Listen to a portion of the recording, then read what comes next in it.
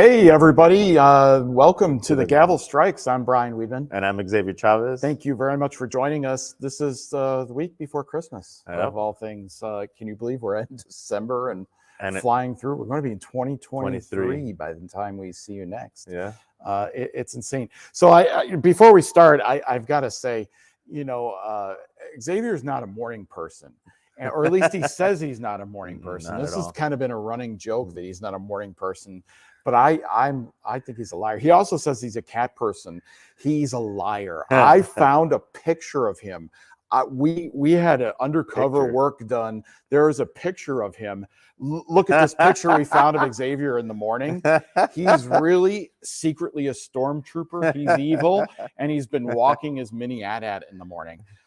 That's you. I know it is. I'm growing it up from a pup. Tell me I'm a liar. Tell me I'm a liar. I would not be in that much of snow, honestly. Yeah. I would not be outside if it was snowing that much. It was snowing that much? Well, anyway, I thought this was this is a morning Christmas, Christmassy.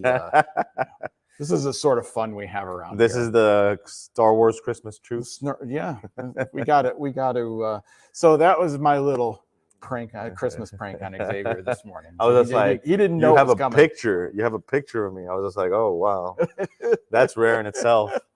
So, thanks for joining us as always, and especially the week before Christmas, and in another week, it'll be New Year's. So that's how it works. It doesn't usually reverse itself. Man, it's just like if you could stop time. Anyways, so again, we have a nice show for you as always. I'm going to start with some art, as we always usually do, and there's going to be a nice little special thing at the end. It is also art that my Brian over here loves. My Brian over here likes. So, so I'll start with this little piece that is here because basically I got into comics and everything because of the Marvel cards in 1992, actually 1991, around there. So, but I brought this because this is an original piece of John Romita Jr. art for one of the cards from the Hulk, Hulk card series in the early 2000s or 99. So, and it's just a nice piece. As you can see, it's a little bit smaller, like a card, but it's not as small as a card. And I brought this because it has great detail. It has a nice image of Hulk picking up a tank, and it's again by John Romita Jr. So, and this piece, it's just above $100 for a John Romita Jr. Hulk original, a published card piece. So, again, I would buy it myself and put it at my desk. So, if that keeps on going pretty cheap, there's a couple things this week. That's why I'm surprised you brought the one. I'm really mad about it.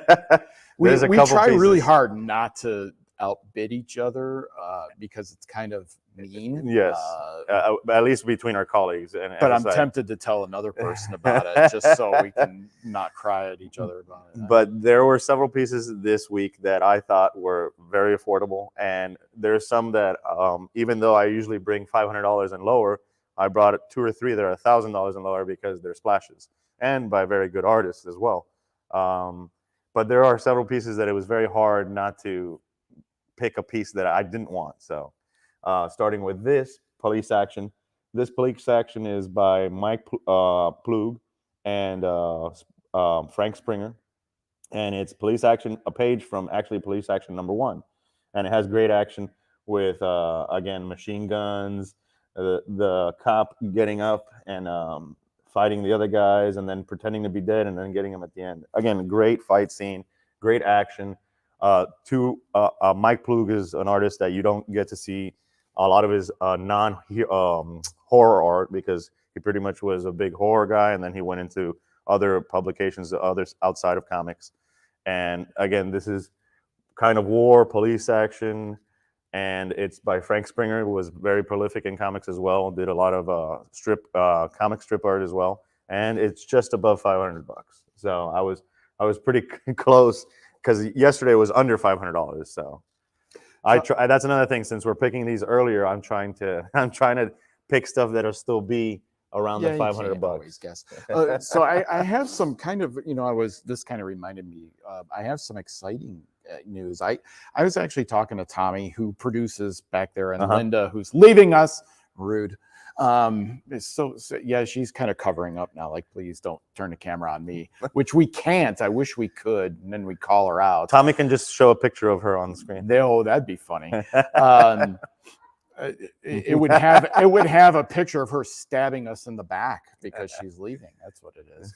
But one of the things I was talking to them about, and hopefully we're going to be able to do at the beginning of the year, is be able to show what you're showing and then also show what Heritage is up on the screen. Dual screen. So we're going to hopefully be able to have 2 cameras. That's cool. Screen. That would be kind of nice. So we are trying to upgrade it. We do come up with ideas for you guys to kind of show things better and show things better, give more information, and again, close it up, because that was another thing that a couple people like I did with the piece that we showed up here, and they can zoom into it and stuff like that with more detail. So. Right.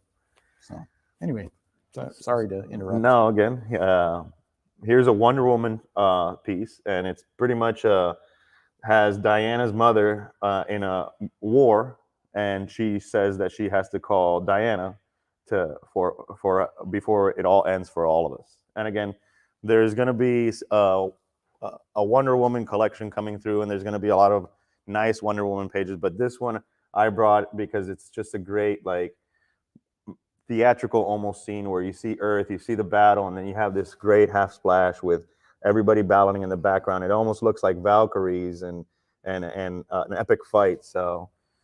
Just a great piece to have on your wall. Again, under $500, and if I'm not mistaken, who did this? Oh, it was Russ Heath and Vince Coletta. So, again, under $100, like I was saying, just a great piece. So, here, don't bet on that one. I'm gonna get that from my wife. Here. We have a nice Weird War page, and again, there's a lot of horror pieces that come out, and you don't really think of DC Weird War a lot, but there was Joe Kubert did covers, a lot of great artists did a lot of pieces. The Weird War pages are some of the best, and some great skeletons and stuff like that. So this is a Tony DeZuniga page, or DeZuniga page. I always mess up on his last name. And I love it because it's you see the soldier up here in again the trenches, and he's telling the other soldier to come with him, and he's leading him through the whole trench and into the war. And it's only at the end that you see its death as a soldier waiting for him with his sickle. So, and it's World War I too. Yes, so it's just again a great page, especially for horror fans and out there under $500. This is one piece that I like. Again, it was really hard to bring this one because it's just like this is the kind of horror piece that I would want on my wall. Yeah, we like to show things off, but we don't like to show things off that we want.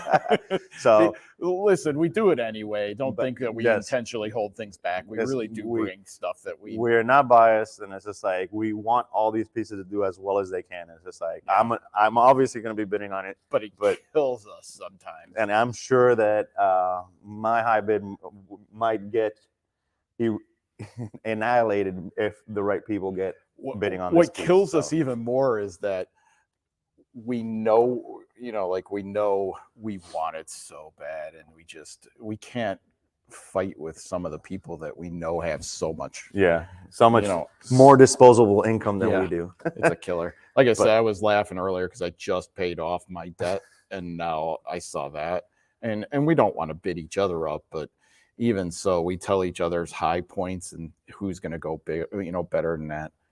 So again, God, is that a good piece? This again, it's just 4 panels. It's the title. It's kind of the indicia page, so it's usually like the title splash. So no, there could be a splash after that. So, but again, just a great piece. That is a great piece.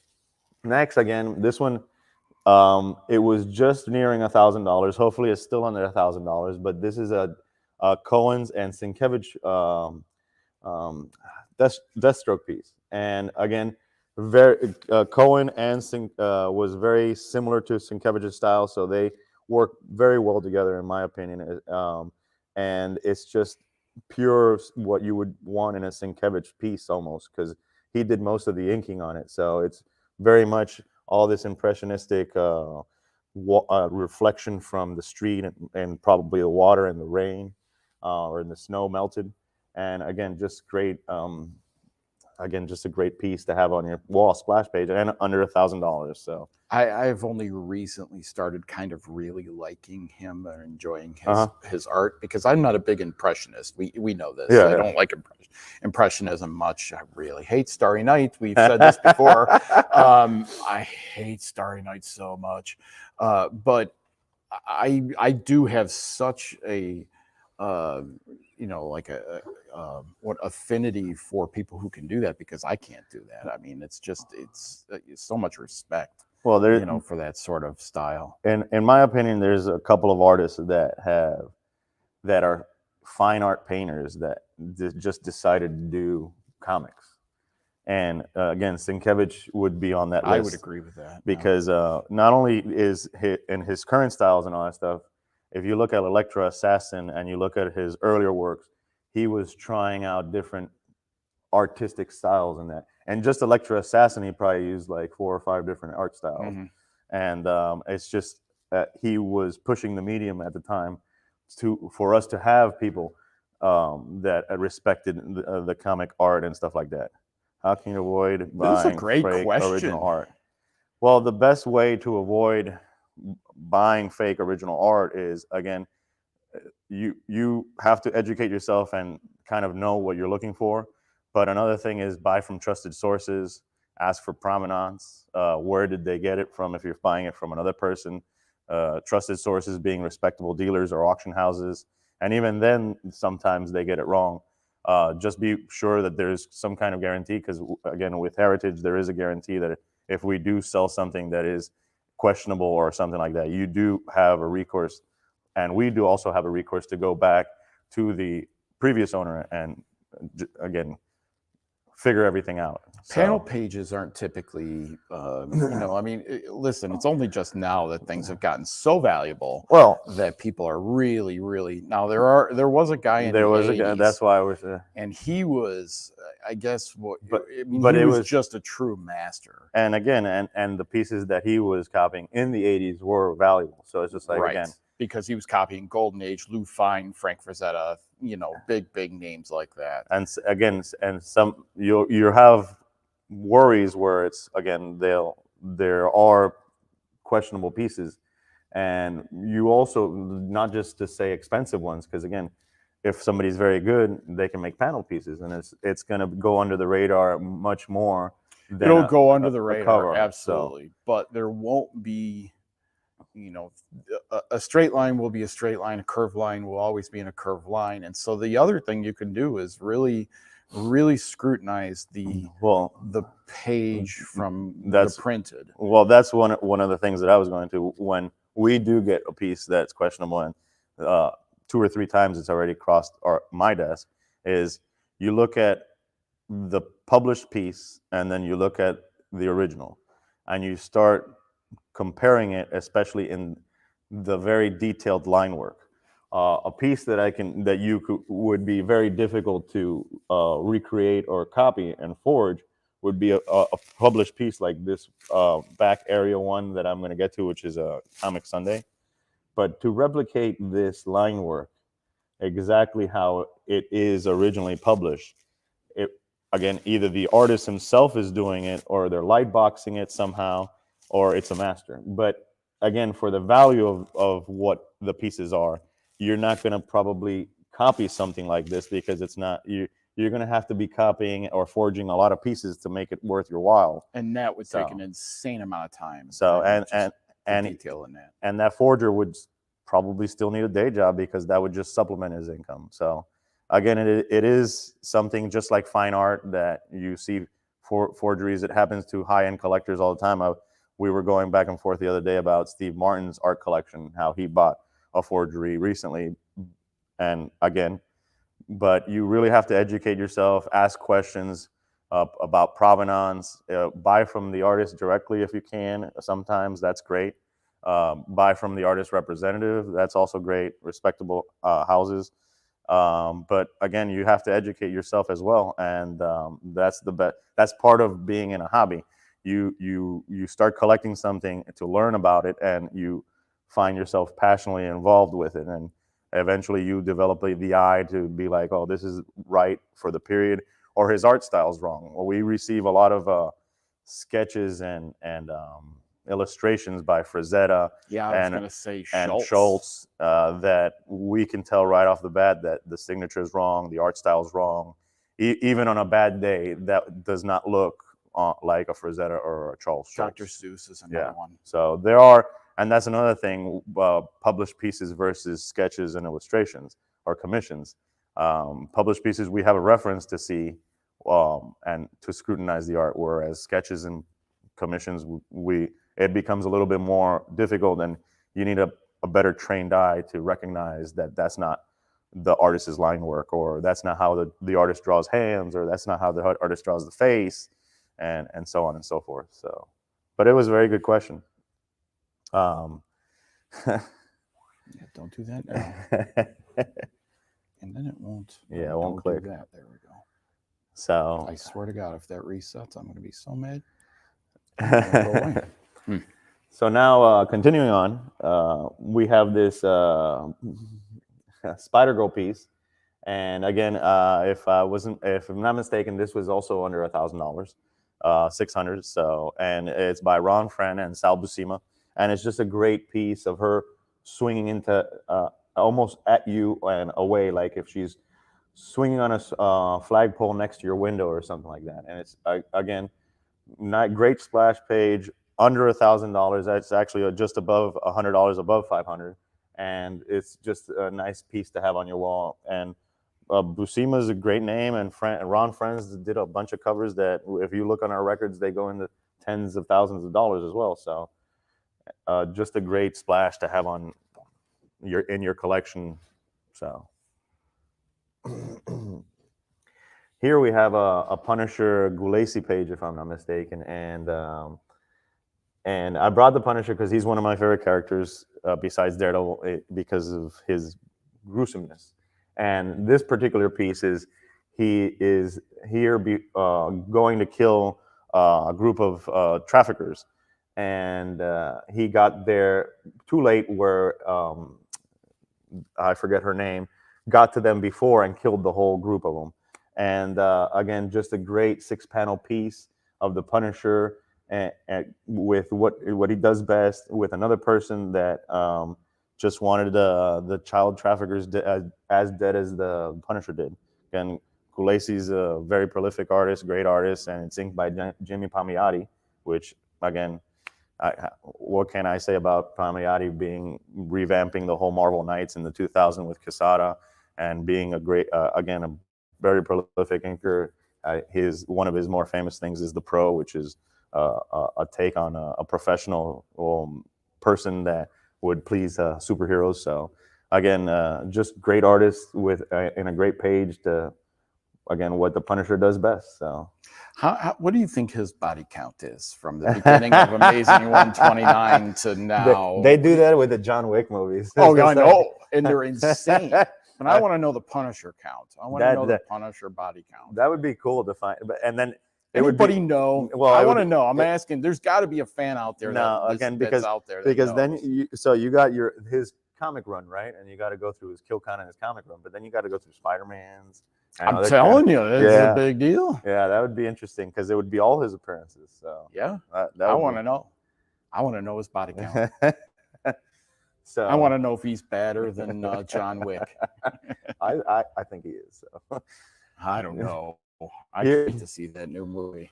And here we have again newer art and I'm pretty sure this was under $250, but these are 2 consecutive pages from Amazing Spider-Man 607 by Adriana Mello. And Adriana Mello, if I'm not mistaken, comes from the Ed Bennett Studios. She was very good again in this pencil style, very full pencils, no X's. And I brought this along because I've always had, again, my favorite villainess for Spider-Man has always been the Black Cat.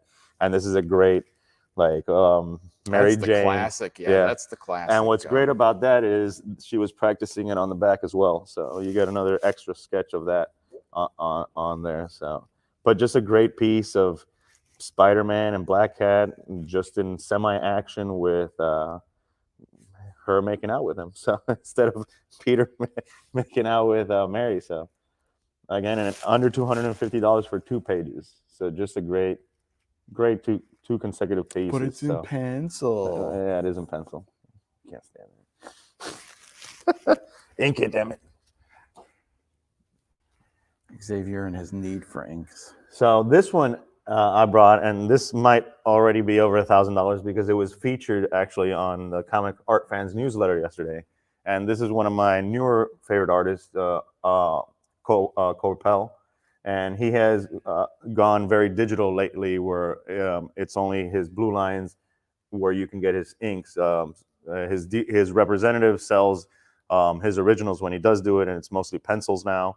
Again, it's under $500 still, and so this is Coppell inked by Wade Vaughn, and just a great Spider-Verse piece. So you have multiple Spider-Mans. You have Spider-Man here dealing with this guy, and then you have, if I'm not mistaken, it's Silk.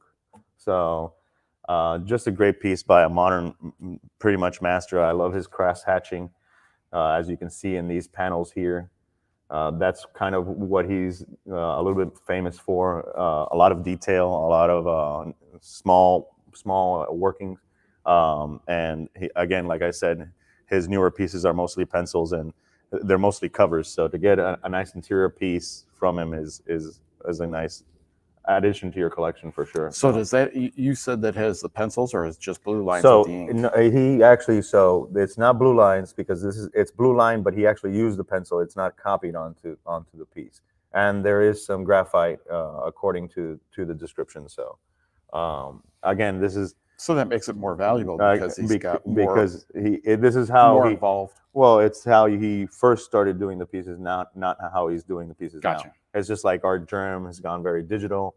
A lot of other artists have gone very digital just to save time. And stop it, please. Well, again, it's like I said, you have no idea how much money you'd be missing out with some of these collectors. So, but they can always ask for commissions, which to the published piece collector is not as sought. But again, if you really want it, and that's the only way it's gonna, I've actually asked for commissions because they didn't do it. It wasn't made. So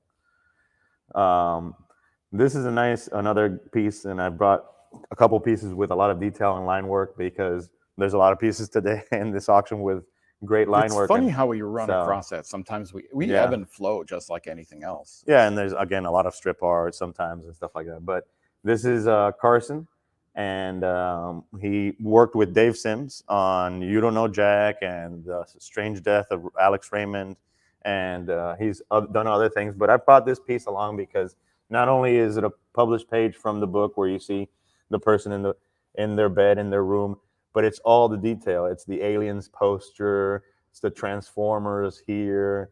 So again, all the little, it's like a copy of what on art collector's room kind of would be, or a teenager, especially into movies and into art and to collectibles and stuff like that. Their bookshelf.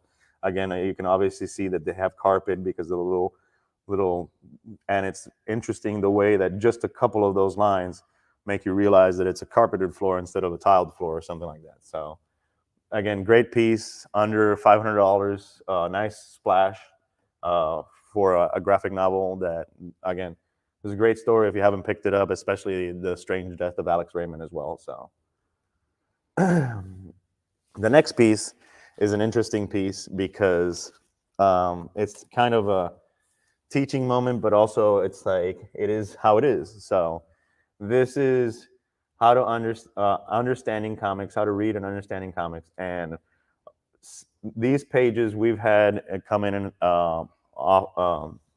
every once in a while.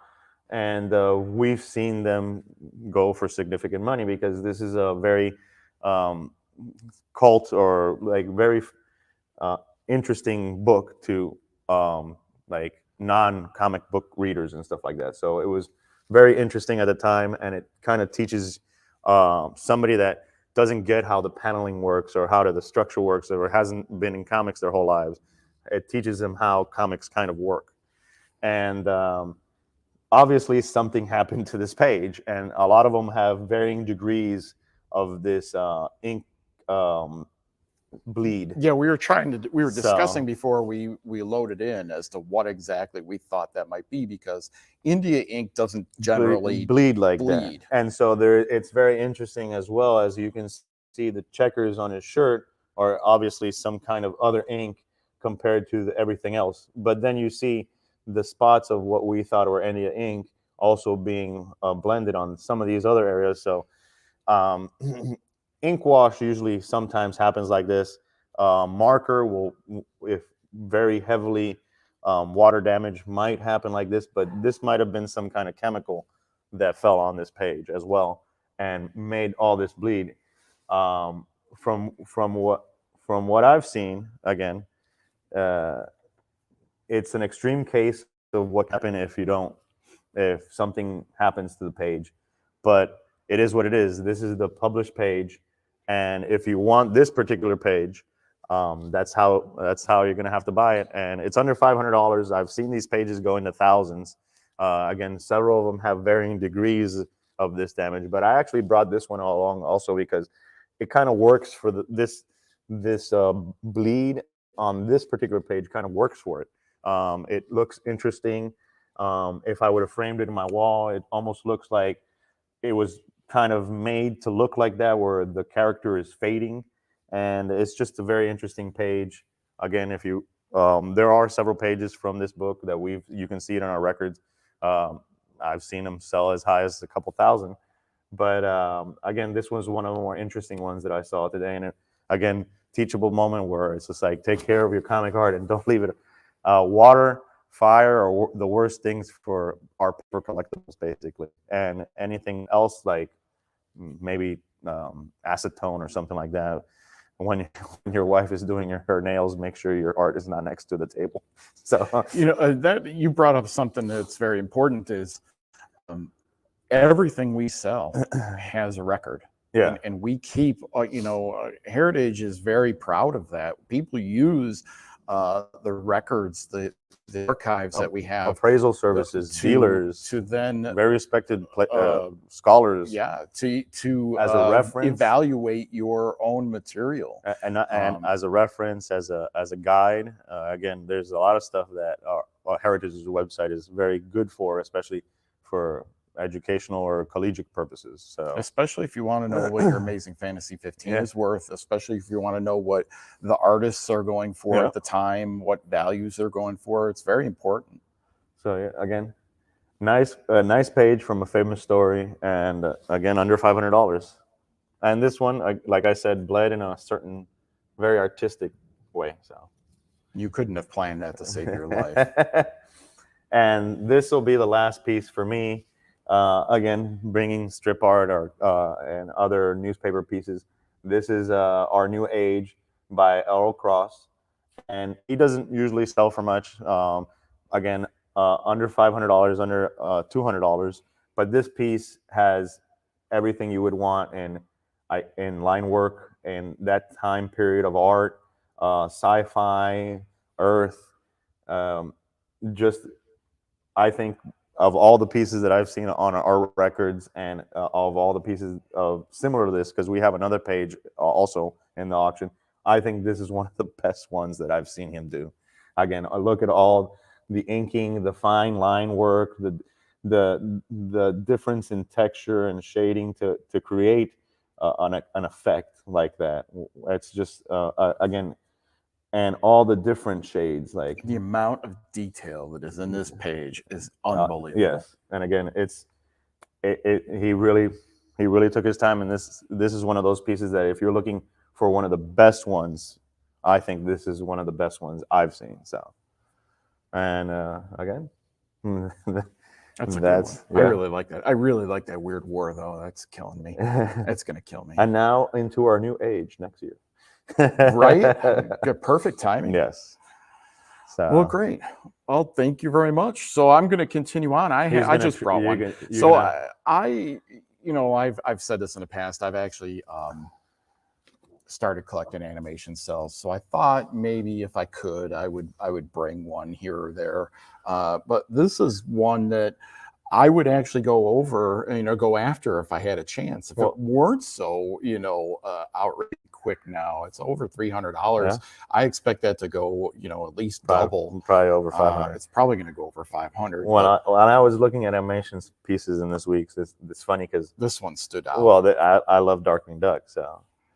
So this is Darkwing Duck. This is an animation cell. This is a a production cell used to make the cartoon. And you can see, be careful with these, because if you pull in real close to like his bill and just up to his hat here, you can see these little flecks of paint that do come off it. So you do get that. And I've said in the past that it's really, what's really cool about animation cells is that they don't bleed, they don't lose their color. But what I have found out recently is that's not necessarily true. The colors themselves, they can if you get them in extreme heat, but these black lines can actually fade. And that actually damages the cell. So you do have to be careful with animation cells, and you can see that there was an underlining line inside the rim that has also faded, or it could have been. That's another thing that looks like it's been stacked. When you animation cells from the studio, they usually stack them and they leave them for a long time like that. The best thing you can do is unstack them and put them in a portfolio, because the bottom one will mark the top one, and so on and so forth throughout the layers. So, and if you have, I've seen also where you have the animation drawing with the cell, and the cell will stick to the animation paper, and when you tear it, you still have the drawing, but some of the paper is torn onto the back of the animation drawing. So, yeah, you have to be careful. But this is I haven't seen a Darkwing Duck cell. I mean, that's the first time I've seen one. This size of this is absolutely spectacular. It's a great image, and it looks like he's dusting himself off from a scene or something like that. Yeah, it's really good. So. Okay, on to what Wiedman would want. I brought a bunch of raw books today. I don't typically bring raw books, but it just kind of cycled through that they were the more interesting things, or they were the teachable moment. And the first one is the teachable moment. This is a Batman 181. It's the first appearance of Poison Ivy. But what I wanted to call your attention to was the centerfold. So if you go to the centerfold in this book, it is a pinup, and this pinup is part of the book, and this is torn out a lot. And people put this on their wall, no different than the Batman 1 back cover, Superman 1 back cover. The kids would put them on their wall, take them out. In fact, it tells you to do that a lot of times in the books. But in this case, this is how you easily know if a page is missing. The centerfold is usually the one on this, because you're missing the pinup. But that is not an extra page. It's actually the main centerfold page, which then kids could then take out. But if you're looking for a Batman 1, always make sure that if it's not CGC graded or CBCS graded, that the pinup is there. Because you're buying a very, very, I wouldn't say worthless, but a very, very reduced price book if you don't. And again, that happens with a lot of, like, there was the mask pieces that you would cut out from the back and stuff like that. Oh yeah, especially on things like or a lot of the I wouldn't say romance, the teen humor, Katie Keene stuff. Katie Keene, like for you to dress her up and stuff like that, or again Donald Duck and Walt Disney's comics and stories and stuff like that. So I brought a Fightin' Marines. This book is a little oversized, almost the size of Golden Age, but not quite. So this falls in between the 1950 to 1955 range that I tell you is really, really hard to find. I've been trying to put together a flamethrower covers. You and I have talked about this. This isn't the flamethrower cover, but this gives you an idea as to how brutal that the book would be. There's a lot of action. He's being blown up in the bottom corner. He's firing a gun off. But 1955 or 1950 to 55, and this is St. John's. I think it said St. John's. Very, very difficult publication to find. With magazine Enterprises, you'll see sometimes Ace periodicals, very, very difficult to find. They're very, very hard to find in decent shape. And I mean decent and even 4.0 and higher. They get very, very hard to find in that range. And if you get anything above a 5, you're doing pretty good. Oh, yeah. This one is an all-top. I can't remember the number. Number 13. If you go into the indicia on the inner, it'll tell you in bold exactly what number and the title is. So on showcases, it'll say showcase, not Green Lantern or not, whatever the title is that is all in bold. It's this little word called showcase, and that's actually the title. You find that via the indicia. But I brought this along because I love the ridiculousness of comic covers sometimes. You have a rhino charging, a panther about to leap. She's going to get gutted, but she's suntanning on a rock or something like that. I mean, there's really no reason for this to be happening, but it doesn't make the book less desirable. She fell out of the tree. She fell out. What tree? There's no tree anywhere near there. I mean, she's just laying there, feet kicked in the air, relaxing, sunbathing, and the panther is charging. Or maybe the panther just wants to play. It's her buddy. That's what I'm saying. The panther's just playing, and the rhino's just coming up to play as well. But she's got the knife. That's how she plays. But with a panther, you need the knife. We do, when I have to do the newsletter, I know Barry does the newsletter most of the time. I do covers of the week. So we find these ridiculous covers. One of the funniest ones he ever did was slapping a guy in the face with a fish. But this is kind of one of those that I would pull out. It's just a ridiculous cover. My favorite cover is a Superman planking himself on a train and a car so everybody can walk across him. And he just... That makes sense. That's right. I had to come up. I did bring a black number 4. I do love this book. This is one of the only Hitler cover books. Horror cover? No, it's not a horror. This is 1960. So this is actually a Silver Age book. It's one of the only ones, but it's kind of one of those that you really don't know about. And this was done Angela Torres, Dick Ayers, Ted Galindo art, and it's got a Joe Simon cover. But this is one of those that, I mean, it's a little outlandish. It's got aliens, it's got Hitler and all that. But I own one of these because back in the day, I couldn't afford Hitler real life covers, number 3. Real life number 3. So I did find this. Somebody had told me about it, and I found it. You can get this relatively cheap. Right now, it's only $1, but that's because the auction just started. That reminds me, the comic auction is a day further. Yes. It's on Monday and Tuesday of this year, of this week, because of the holiday, because of Christmas. Yeah. So don't forget, we are a day pushed later. back. Yeah. This one I brought because we just sold the cover, but also because it's a 9.2. This is the first appearance of Power Girl. We sold this for what? I think it was $160,000 was the cover. Something like that. It was a great, great cover. Just to have, I actually got to call that auction, but I didn't get to call this lot. I was very upset. I wanted to call this one. First appearance of Power Girl. This is the first time she is ever shown, is on that cover. And the original art was fantastic. And again, it has all the characters. Right. And particularly, again, I particularly think that the reason the collector had it is because Dr. Fate is so prominently posted. He had so many. He was a Dr. Fate Inspector collector. And Dr. Fate. And he had that piece, I'm pretty sure, because of Dr. Fate. It was absolutely ridiculous how many he had. He probably had 50 in that sale. And Spectre, again, that Spectre cover, the showcase cover of him over his body Oh man, that sale did $4.5 million. That was a great the whole sale. sale, the comics and the sale. comic art. The comic art itself did 2.1. Yeah, That's crazy. It was great.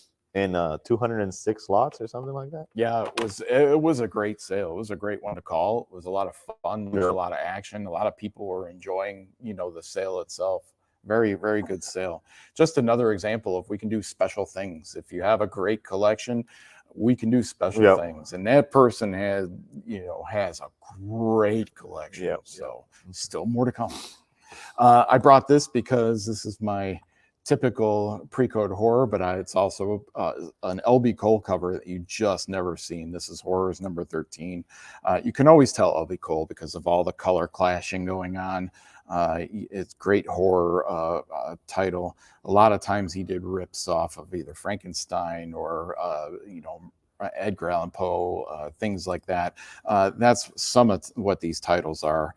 But not specifically this one. But the colors, a lot of fun. The colors on his covers are always it's like that. You know it right away. Those day glow pop colors. Yeah, I love him. He's my favorite artist of the Golden Age. Everybody says, most people say Schomburg, but mine's LB Cole, and then Schomburg right behind it. I mean, he's not far off. I love Schomburg stuff. So, and then I brought this one. When I started here, I always said there were a couple books that were really undervalued.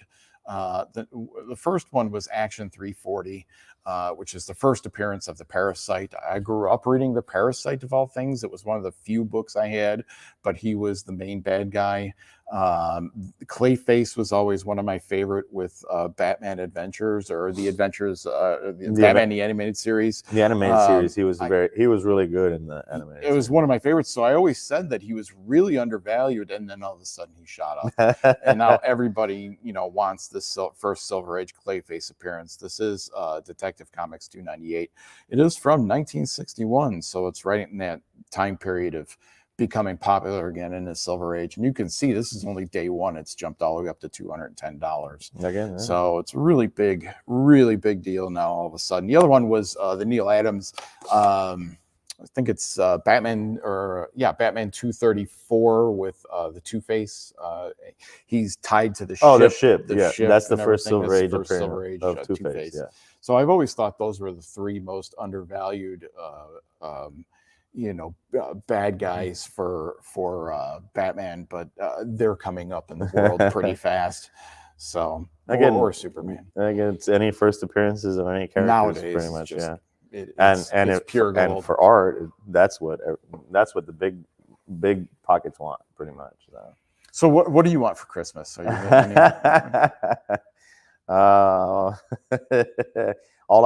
everything I want for Christmas is way too expensive. I can't afford it. Well, either that or you want, including ribs that are fixed. The ribs are better. Again, I'm probably gonna make New Year's resolutions more to not buy ththings or not fall down the stairs. Not hurt myself as much. Not hurt yourself as much. That's great. But again, what do you want for Christmas? What do I want for Christmas? I want to go on vacation. I want to go on a real vacation. We don't have real vacations anymore. That's not true. I'm planning on Yellowstone next year. I can't disconnect from from people calling me or something like that. Well, I didn't say that. I wouldn't, still answer the phone, but I'm going to go see things this year. Yellowstone is the plan, but not until September. What do we want for Christmas? I don't know. Again, all I wanted is to be very comfortable with somebody and just Darkwing Duck's here for you. have a Netflix and chill night or something like that. Yeah, that sounds good. Yes. Guys, that's it for us today. We want to wish you very happy holidays and Happy New Year, because we won't be back until after the New Year. 2023, this was the last one. I think what we've done, what is this, the 14th episode or 13th? 14th. So that means we've been doing this for 26 weeks, half a year now. So this is a little more than half. Well, yeah, around 13 is dead half. Then 14 would have been just a little bit more. Yeah. So we do wish you, happy holidays. Thank you very much for joining us. Do you have any questions? Last questions of the year that we can answer. Last questions. Please, I can't. Is it worth buy Golden Age coverless like one? Again, if it's first appearances, like Superman #1, If you can Detective get 'em 27. cheap enough. Yeah, if you can get them cheap enough, I yes, I think that they're rare enough where there's under 100 of copies in existence. Period, whether they're covered or coverless. And if you can't afford spending $100,000 on on one with a cover, if you can get one for 10, 15, 20, $25,000 that's coverless, I think at the beginning or midway through this year, there was a coverless Wonder Woman 1 on eBay that I was going back and forth with a couple of buddies that I think it was priced, I think it was at $7,000 or $6,000 or something like that. Steal. Yeah, basically. So run and get that one. Those type of books, when they're going to go up in value, they're just not going to go up as exponentially. But that doesn't mean they're not going to go up. They like X says. Yeah, don't exist. Rarity is rarity. And one of the things that we've actually seen with comics is like when comics do go up, the two main price points that go up the highest are the very low and the very high. Because once the very high gets really high, the lower end collectors rush to try to get as much as they can, and those go up to, again, fairs and goods will go up more percentage wise than a fine or fine plus. Not only that, but sometimes you see this weird effect, and I didn't learn about this until this year, but it really does, and you really have to look at that. Sometimes 1.0s, 1.5s, 1.8s, 2.0s and 2.5s, and sometimes even 3.0s, and all that are all the exact same price. Kind of same price. And the reason is because it's get it when you can and pay what you can afford to get it. And so that's what happens. So do I think it's worth it? It depends on the book. It depends on the I price. used to say those were worthless and worth nothing. Well, I'll tell you what not to do though, because this drives me insane. If I ever see somebody cut up the book to sell individually on purpose, if it's not that way already, if somebody's actually doing that, I'm probably never going to talk to you again. I cannot handle, my brain cannot handle destroying a book. That's what we're seeing now. It's just like we'll see pages. I see it, but if it's not already like that, it doesn't already exist like that. I can understand if the book was taken out of a bound volume. If it was already coverless or chewed around the edges and you're just making it look nicer because you're trimming it, sure, and stuff like that. But if you're purposely that happens with fine art. It happens with the sports, is cutting up a jersey. Oh my God, does it hurt my head? Well, that's a normal worn jersey. They wouldn't do the first jersey, but it's like Matisse print books and stuff like that. They will literally cut out the lithograph or the print out of the book, because the whole value of the book is that one print. And they, instead of having the print or the lithograph inside the book where you have to take it off the shelf, you cut it out and you now have it framed on your wall. So it's just like that happens. Dealers like Robert Crumb's sketchbook that got cut up and stuff like that. So sketchbook and the Frazetta sketchbook did the same. I mean, that's not the same thing. I mean, it's nice to have it all together. If you have the whole sketchbook, we've sold Crumb's sketchbooks for some stuff. So. Yeah. And again, that's not the same thing to me. That's not the same thing. It's a great line. Don't cut up the book, please. Please, for the love of God, please don't cut up a great looking book. That's for sure. Don't cut up the book. What other questions are out there? We've only got a little bit of time to answer your questions for the rest of this year. What else you guys got? Don't cut up a book, please. Give me a heart attack. So won't be able to answer any questions if you give me a heart attack by doing that. And I would have a heart attack. Well, if there are no other questions, you can always get a hold of us at brianw@ha.com and xavierc@ha.com, or you can reach out to us on the comments here, and Ty will very helpfully email it to us. So thank you very much for joining us. We do appreciate it. We're very, very thankful. Very, very thankful for all you guys all join us every week, every 2 weeks. And everybody that lives afterwards as well. Again, that's very much appreciated. Oh, shout out, by the way. That reminds me of something else I wanted to say. Shout out to everybody who listens to us on Spotify and iTunes and stuff Apple like that. Play. Please go to, to see what we're showing off. if you are listening to us, take the time to go to YouTube and search the Gavel Strikes and see what we're talking about. I mean, these are really cool things to look at. So even though we're here and you don't want to see us personally, it's just like you can see it's like looking, and he is. I wear. No, I'm not. So. Thanks, guys. Again, have a great holiday season. Happy holidays and Happy New Year's. I am Brian Wiedman. I'm Xavier. Thanks, everybody. Good night.